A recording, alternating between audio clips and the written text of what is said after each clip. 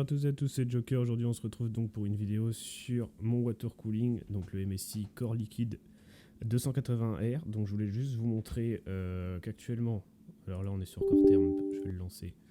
Hop, donc sur Core Temp on est complètement, on n'est pas du tout en charge, hein, on est à 8% de charge sur le premier cœur, donc c'est vraiment rien. Donc là ici on voit la température actuelle des 4 cœurs qui sont pas utilisés, donc c'est quand même assez inquiétant puisqu'on est aux alentours de 57 degrés. Même là vous avez vu on a un pic à 61, donc on est entre 50 et 60 degrés pour le processeur, alors qu'il y a vraiment actuellement il n'y a rien du tout qui tourne à part Core Temp, OBS évidemment, mais vous voyez que la charge pour 10% c'est rien du tout, hein. On ne devrait pas du tout être sur ces températures là, donc je l'ai acheté il y a 3 ans. Les pods thermiques ont tout le temps été changés. Là actuellement, donc c'est quand même, je tiens quand même à préciser qu'on est sur un i3 1200F. Donc évidemment un water cooling c'est complètement overkill sur ce genre de processeur, hein. Même le ventirad de base vendu avec le pros, il est pas du tout, on n'atteint pas du tout des températures comme ça, du moins à l'arrêt. À savoir que là le PC, bon je l'ai fait bosser un peu avant, mais en vrai, dès que je le lance, on est à ces températures-là déjà, on est à 55 degrés de base. Quand j'ai reçu le PC, donc je l'ai acheté en juillet 2021. Et là, actuellement, à la base, quand je venais de l'installer, le processeur, même à pleine charge, c'est-à-dire en jeu pendant plusieurs heures, n'a jamais dépassé 45 degrés, sans déconner, hein. Donc là, on est quand même, là c'était le minimum, mais à l'époque, on était à 30 degrés, 35 degrés, et on dépassait pas 45, évidemment, puisqu'on est sur un i3. On est aussi sur un 280 mm, donc c'est pas des ventilateurs de 120, c'est deux ventilateurs de 240 chacun. Donc j'ai vérifié aussi sur le site internet de MSI qu'est-ce qu'ils proposent au niveau des installations, quelle est la meilleure installation pour son water cooling, et ils demandent de le mettre en façade. Bon, moi de toute façon il passe pas en haut, puisque vu que c'est pas, moi je peux mettre que des ventilateurs de 120 au-dessus, je peux en mettre deux, mais les 140 passent pas. À cause de la carte mère, à cause des dissipateurs de la carte mère, ça passe pas. De toute façon, je vous montrerai un peu, j'illustrerai en filmant à l'iPhone. Donc du coup, après, il propose en façade, c'est le meilleur. Donc je l'ai mis en façade, de toute façon, il passait que là. Et je l'ai mis avec la pompe vers le bas. Donc vous savez, sur le radiateur, pareil, je mettrai une photo pour illustrer. Le radiateur, il y a un petit carré et il y a la prise. Il y a une prise dessus qu'il faut brancher. Il faut mettre d'ailleurs sur CPU fan. Il y a un petit carré, ce carré c'est la pompe, et il préconise de mettre la pompe vers le bas, donc c'est ce que j'ai fait. Ça change un petit peu, à la base elle était en haut, là elle change un petit peu, mais bon vous voyez très bien que là de toute façon on est trop haut. Donc si je joue un jeu on est à 80 degrés, si on est sur Cinebench on est à 100 degrés, il pète les plombs complets, hein. Là si je lance Cinebench je peux vous montrer, ça va pas durer longtemps. Je vous mettrai tous les liens, donc pour Core Temp, pour Cinebench, je vous mettrai les liens. Donc là, c'est la release 20, on s'en fout, c'est très bien. Il y a des versions plus poussées, hein, de Cinebench, mais bon, là, on est sur un Core i3, on s'en fout un peu. Oh là, attention, parce que je le lance, mais voilà. Vous pouvez voir que là, on est déjà à 80. Donc 80, c'est pas trop alarmant, même si Core Temp, mais là, on dépasse 80. Ouais, on a déjà 90. On n'a même pas duré 10 secondes. Non, mais là je vais le couper. Voilà, ça sert à rien, je l'emmène à 100 degrés. Donc évidemment, vous avez peut-être vu, il y a un pic à 57 watts, le TDP est à 58 watts. Donc vraiment, Cinebench utilise vraiment toute la puissance disponible, mais vraiment le processeur dans ses retranchements. Donc évidemment, un jeu, même des jeux qui sollicitent énormément le CPU, je pense à Valorant, je joue assez souvent à Valorant, on est à 80 degrés quoi. Parce que le waterblock est avec la pompe vers le bas. Quand j'avais la pompe vers le haut, j'étais à 100 degrés au bout d'une heure et demie de jeu. Donc, ouais. Alors, comment je m'en suis rendu compte déjà? Parce que j'utilise quand même Core Temp depuis le tout début, depuis 3 ans que j'ai mon PC. Enfin, ça va faire 3 ans ici en juillet. J'utilise toujours Core Temp. Alors, elle n'est pas tout le temps lancée, ou des fois j'oublie, etc. Mais au moins, une fois sur 3, une fois sur 4, je vais le lancer, voir comment je suis dans mes jeux, à combien de degrés est mon CPU et comment il est utilisé. Ou sinon, je fais ça, donc là c'est la touche Alt plus R, avec ma carte graphique qui est la RX 6600, donc c'est une carte de chez AMD, et je mets en superposition ici, et là je peux voir, vous pouvez... Ah mince, ça je pense que vous le verrez pas. Bon, si vous le voyez pas, c'est pas grave. En tout cas, je regarde toujours l'utilisation de mon CPU, donc évidemment mon GPU, et j'ai la température de mon GPU. Ici, j'ai pas la température, mais je vois à combien mon CPU est chargé. Donc voilà. Du coup, ce que je vais faire, je vais l'envoyer en garantie. Alors évidemment, j'ai été voir et j'ai enregistré sur le site de MSI mon water cooling. Ils annoncent 36 mois de garantie, mais malheureusement, ils ne veulent pas s'en charger puisque je l'ai acheté sur Rue du Commerce. Alors du coup, sur Rue du Commerce, il est où? Il est là. Il coûte quand même 85 €. Hein. C'est quand même... voilà. Donc c'est celui-là, le 280R. Donc là, je vous mettrai en description comment ça s'est passé, ou alors en commentaire épinglé comment ça s'est passé avec le SAV. Donc évidemment, je dois le renvoyer. Donc là, actuellement, il fonctionne quand même un minimum. Je peux au moins allumer mon PC, même s'il a déjà coupé une fois. Hein. C'est aussi comme ça que j'ai vu que j'avais un problème sur le processeur. J'ai cherché parce que mon PC s'est coupé d'un seul coup, puisque le processeur s'est mis en sécurité une fois. Donc il l'a fait qu'une seule fois. J'ai jamais été au-delà après, mais c'est vraiment après une longue session de jeu, il a complètement coupé. Donc voilà, donc celui-là, c'est celui-là actuellement. Et en attendant, alors c'est vrai que j'aurais pu utiliser, bon, il est en bas dans ma cave, mais j'aurais pu utiliser le ventirad qui est dans la boîte d'origine. J'ai pas voulu le faire, j'ai voulu tester une autre technique, enfin à moindre coût, on va dire. Pour un Core i3, j'ai testé celui-là, donc il arrive tout à l'heure. Je vous ferai le tuto montage de ce ventirad. Alors j'ai cru comprendre que, évidemment, le ventirad n'était pas super bien adapté pour les processeurs Intel à partir de la deuxième génération, puisque à partir de la deuxième génération, les processeurs Intel sont devenus un peu plus rectangulaires, un peu plus longs, et les bouts, les coins des processeurs Intel, donc en LGA 1700, ça c'est le socket, dépassent un peu, mais à savoir que, évidemment, le processeur est vraiment au milieu, enfin chauffe vraiment au milieu. Évidemment, il chauffe sur les côtés, c'est mieux d'avoir toute l'enveloppe, mais principalement, c'est au milieu, vraiment au centre, que ça chauffe le plus. Donc voilà, donc j'ai pris ça, donc je vais tout désinstaller mon water cooling. Donc du coup, les ventilateurs qui sont en façade actuellement vont partir, donc j'ai pris ça aussi. Bon, c'est pas les meilleurs évidemment, mais bon, voilà, ça coûte 14 €. Donc on va dire pour 35 €, je remplace mon water cooling. On va voir ce que ça donne en termes de perf. Alors évidemment, je pense que ça va mieux marcher, j'espère, du moins au début. On verra sur le long terme, mais on verra en fonction de combien de temps Rue du Commerce met à me renvoyer un produit, s'il m'en renvoie un. C'est pour ça aussi que j'ai décidé quand même de mettre un truc plus ou moins potable. Puisque je suis même pas sûr qu'il m'en renvoie un, même si le problème est connu, etc. J'ai peur qu'il y ait un petit truc du style, bon, la garantie chez nous c'est 2 ans, mais chez MSI c'est 36 mois. Malheureusement, MSI me renvoie à chaque fois chez mon revendeur. Enfin bref, ils vont se renvoyer la balle. On sait comment ça se passe souvent, ce genre de truc. Donc on verra. Je vous ferai l'installation du thermal rate et de ces ventilateurs. Donc voilà, c'est du RGB, c'est classique. C'est pas la folie évidemment en termes de qualité, mais je pense que déjà on est quand même au-dessus du... On aurait pu faire le test d'ailleurs, mais on doit être au-dessus du ventirad de chez Intel d'origine, donc on verra ce que ça donne. On se revoit tout de suite sur l'installation et on retournera ensuite sur le bureau pour voir la phase de test avec Cinebench. Alors du coup ici on se retrouve avec le PC, donc là je vais le démonter dans pas longtemps. On peut voir il y a un petit peu de poussière, mais bon, je vais quand même dépoussiérer complètement les ventilateurs, etc. Donc c'était juste pour vous préciser que c'est ça la pompe sur ce water cooling. Alors il y en a, si j'ai bien compris, leur pompe c'est ça, mais là c'est pas ça. Là c'est pas le cas du tout. Ici on a juste une prise. Il y en a qui vont me dire oui mais regarde, tu as la prise, c'est ça la pompe. Mais non, ça c'est juste la prise pour éclairer entre guillemets le water block. Ça c'est juste une prise éclairage. Si on regarde bien, le CPU fan qui est donc ici, et bon il passe derrière donc on va pas le voir, mais c'est pas ça, il est là.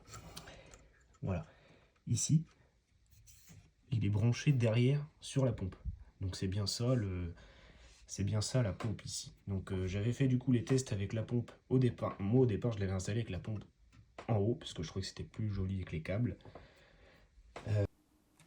Voilà, du coup je viens de déballer le ventirad. Donc là on va retrouver du coup les deux broches avec le ventilateur, la backplate en plastique. Donc là vous voyez, il y a des stickers blancs dessus. À l'intérieur il y a aussi quand même de la pâte thermique, les 2 supports en métal et les sachets de vis. Faites bien attention à choisir le sachet avec le bon socket. Donc là actuellement c'est le sachet bleu, il y a marqué 1700, c'est le socket 1700 pour Intel. Juste faire attention pour le socket 1700. D'origine, les pins vont être comme ça. Il faut juste tirer dessus. Hop, voilà. Hop. Donc attention, faites pas gaffe, j'ai dû démonter tous mes ventilateurs tout à l'heure pour démonter mon water cooling, donc évidemment mon câble management est mal fait. C'est pas ça qu'on regarde, c'est surtout voilà, donc la backplate est placée. Donc ici les petits ergots, il faut les tirer un petit peu, d'origine ils sont pas sur le... En fait on voit ici, je vais faire le focus, voilà, vous pouvez voir là 1700 avec les petits crochets, c'est juste devant, voilà, donc vous tirez et ensuite on est bon. Ici, je vais mettre le PC comme ça. Donc là, vous pouvez voir le processeur. J'ai déjà installé les petits Cyan blocks. Voilà. Savoir que la backplate en plastique, elle est collée. Bon, c'est pas de la colle très forte, mais c'est des petits stickers collants. Comme ça, au moins, hop, ça tombe pas. Donc, comme vous pouvez voir, le processeur est quand même assez rectangulaire. Hein. Donc voilà. Voilà, ensuite du coup il y a les 2 du support à mettre comme ceci. Donc on met, bon là actuellement pour mon socket donc est 1700 de chez Intel, je dois mettre dans ce petit trou qui part un peu sur l'extérieur, pas celui-là, celui qui est derrière. Voilà, c'est juste ça à faire attention comme détail. Sinon bon c'est classique. Hein. Ça c'est le support donc qui va servir. Après là on va placer le ventirad sur ces 2 vis là.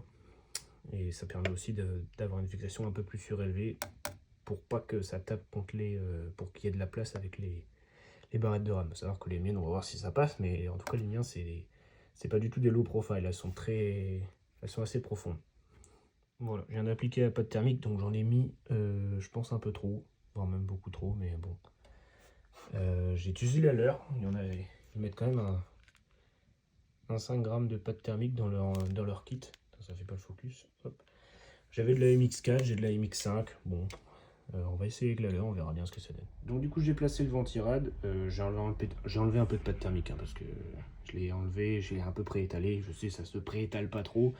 Mais à l'époque j'avais un processeur AMD qui était beaucoup plus petit. C'est vrai que là je faisais un point, je cherchais pas à comprendre. Là c'est vrai que maintenant qu'il est un peu plus long, j'ai un peu peur qu'il n'y en ait pas jusqu'en haut. Donc j'ai tendance à faire plus ou moins un trait dans le sens du processeur. Donc du coup ce que je vous conseille sur ce pros là, c'est que on va pas visser, enfin sur ce ventirad pardon, on va pas visser tout d'un côté quoi. Je visse un peu à droite, un peu à gauche, histoire de pas étaler la pâte thermique bizarrement en dessous. Voilà, là j'arrive en butée.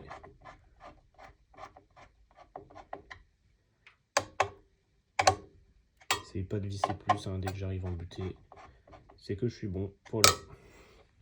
Donc là je vais installer les ventilateurs, enfin le ventilateur. Du coup, j'ai branché mon ventilateur sur le CPU fan. Alors je vais zoomer. Le CPU fan, il se trouve juste là. Hop. Donc je l'ai branché. J'ai passé, du coup, il y a 2 prises. Il y a la prise pour allumer l'éclairage, donc l'ARGB, parce que là c'est du adressable RGB, c'est-à-dire que si je les branche tous ensemble, j'aurai la couleur que je veux et ça sera synchronisé. Donc lui il est ARGB, ce ventilateur là, et les 3 autres aussi sont ARGB, donc c'est cool. Donc je l'ai fait passer là-bas dans le trou, hein. Voilà, donc on le branchera après, la RGB, et sinon l'autre câble, je l'ai branché du coup sur CPU fan, qui est juste là. Voilà, c'est lui qui va dire au ventilateur, en fonction de la température du CPU, tourne plus vite. Voilà, c'est ça. Du coup maintenant là je vais raccorder avec les petites épingles là-dessus. Donc ici il faut juste la brancher comme ça. Et ensuite l'épingle on va venir la tirer et elle va être mise comme ça sur les petites encoches. Ici on peut voir il y a des petites encoches au bout. Voilà, c'est terminé. Alors il y a certaines épingles en fait qui vont venir s'accrocher là. Là, elles sont petites, donc elles viennent s'accrocher ici. Faut pas hésiter à tirer, faut tirer assez fort pour réussir à la ramener. Et puis là, c'est bon. Plus rien ne bouge. On est nickel là. Voilà. Je vais installer du coup les 3 ici en façade. Bon, le troisième ne peut pas servir à grand chose, mais bon, c'est pas grave. De toute façon, j'en aurai 3, autant le mettre. Et voilà. Après, je relance le PC. Je regarde si toutes les lumières sont synchronisées. Et je ferai le test du coup sur Cinebench et CoreTemp pour vérifier les températures. Petite précision que je n'ai pas donnée sur le montage du ventirad, c'est qu'il faut faire attention sur l'orientation des ventilateurs. Là, on veut que les ventilateurs aspirent de l'air et le poussent ici. Pareil pour le ventirad, on veut qu'il aspire de l'air, le pousse ici. Ici, celui-ci va récupérer l'air chaud et le pousser en extérieur. Et là, ici, on en a d'autres qui vont pousser vers l'extérieur aussi l'air chaud. Parce qu'il y a aussi la carte graphique qui, elle, va pousser de l'air frais vers de l'eau. Donc ici, en gros, toute cette zone-là, il y a de l'air chaud qui sort. Donc il faut que tout soit évacué. Donc voilà, là, on a un maximum de ventilateurs. J'ai aussi pas précisé. Mais évidemment, si on peut les raccorder tous les 3 sur la même prise pour les alimenter, c'est qu'ils ne sont pas super puissants. Je vous remettrai les liens en description, évidemment, des ventilateurs, du ventirad, et vous verrez combien de RPM ils peuvent pousser, mais je crois que c'est 1200 ou 1500, c'est pas beaucoup. Mais c'est suffisant pour mon utilisation, je pense. On verra ça en test, je pas encore testé. Voilà, pour vous montrer que tout est en fonctionnement. J'ai pas fait le câble management, je vais faire ça tout de suite après. Bon, j'ai éteint ma RAM, bon, je l'ai pas mis en rouge, mais je la mettrai après. Il y a juste que je passe pas par la carte mère pour changer les couleurs. Voilà, on peut juste voir que voilà, tout change de couleur comme il faut. Tout le RGB est synchronisé, c'est bon. Et du coup, on se retrouve sur le bureau après l'installation du ventirad Chartmalrate ainsi que les 3 ventilateurs. Je précise quand même, il y a 3 ventilateurs en plus, même si sur le water cooling à l'époque il y avait 2 gros 240. Bon, maintenant il y en a 3 de 120. Bon, il y a quand même un ventilateur en plus, donc c'est clair que. Voire même un en plus, qui est celui du ventirad, mais bon. Donc là, tout de suite, on voit sur CoreTemp qu'on est à 26 degrés ici, 26-28 degrés. Voilà, on dépasse pas les 30 degrés. Donc voilà, on voit la charge ici. Il n'y a que le premier cœur qui est en charge. Il n'y a vraiment que dalle qui tourne. À part, j'ai lancé Cinebench. Enfin, j'ai juste ouvert l'appli et il y a OBS qui tourne, mais sinon, il n'y a rien d'autre. Donc je vais mettre ici CoreTemp et je vais lancer le run. C'est parti. Ah. Tac, c'est reparti. Donc ici, on vérifie tout de suite la charge. Voilà. Donc en moins de 5 secondes, ils sont tous à 100%. On voit la puissance. On utilise beaucoup moins de puissance, je trouve. Tout à l'heure, on était à 57. Peut-être qu'en fonction de la température, ça change là-dessus. Je vais pas m'avancer. Peut-être que ça joue. On consomme moins. Et voilà, on est à 48 degrés, 45, etc. Je l'entends pas forcément. Je l'entends pas j'entends pas les ventilateurs qui poussent plus fort que d'habitude. Non, ça n'a pas bougé. Ah là, si, ça a donné un coup de charge quand même. Donc, en termes de bruit, alors j'ai écouté vite fait le rush bureau sur OBS, donc le premier rush que j'ai fait sur le test du water cooling. On entend mon water cooling en fond. Là, je sais pas si on entendra, je regarderai, j'écouterai. Je mettrai des annotations, mais on entend j'entendais le water cooling tourner, ce qui fait un bruit particulier, assez bizarre en charge, qui faisait pas au début non plus. Donc, comme quoi, il commençait vraiment à être défaillant. Bon, bah alors, clairement, on a la réponse, quoi. On est à 51 degrés max, alors que tout à l'heure, on était à plus de 50 degrés, alors qu'on n'était même pas en charge. Donc là, c'est exactement le même processus. J'ai rien changé sur Cinebench. Et là, ça va être fini bientôt. Il faut attendre de finir l'image. Je ferai un test aussi sur OCCT. Alors OCCT, c'est un autre bench qui est pas mal à faire aussi, qui est un peu plus... Enfin, ça dépend des paramètres que vous utilisez, mais c'est un peu plus représentatif d'une utilisation gaming. Ouais, voilà, par exemple, tout de suite, il arrête de charger, tout de suite, il est refroidi. Voilà. Donc comme quoi, ça marche quand même super bien. Pour 20 euros, franchement, ce Ventirad sur mon i3, attention, hein, je sais pas si vous l'utilisez sur un i5, je pense que sur un i5 12400, peut-être pas le 12600, à partir de 12600, bon, je préconiserais quand même un water cooling, même si. Ou alors, non, pas forcément un water cooling, mais un Ventirad avec deux radiateurs, quoi. Là, c'est un simple radiateur avec un simple ventilateur. Il y en a qui ont deux, mais des fois, ça prend beaucoup de place, donc dans certains boîtiers, ça passe pas. C'est plus simple de mettre un water cooling. Là, je me perds. Donc, en tout cas, voilà, le résultat est là. Du coup, on va se quitter là-dessus et je préciserai dans les commentaires, je mettrai un commentaire épinglé sur le retour du rue du commerce sur le water cooling de chez MSI. On verra ce qu'ils proposent. Alors, personnellement, j'espère qu'il ne me renvoie pas un V1 s'il me renvoie un. S'il me rembourse, bah, tant mieux. Tant mieux, je réinvestirai dans le PC, certainement dans un SSD, un truc comme ça, mais je pense que je laisserai en place le Ventirad, à moins que je change le processeur, on verra, mais pour l'instant, c'est pas prévu. Pour l'instant, les vidéos tournent bien là-dessus, on verra peut-être si je lance le streaming, il faudra peut-être changer notre processeur, mais on verra. En tout cas, merci d'avoir suivi. Si vous avez des questions, je répondrai avec volontiers dans les commentaires, il n'y a pas de problème. On se voit pour la suite de l'aventure suivie sur Minecraft. Hein. N'hésitez pas à suivre, à activer la cloche de notification, à vous abonner et à mettre un j'aime si ce tutoriel vous a aidé. Allez, salut!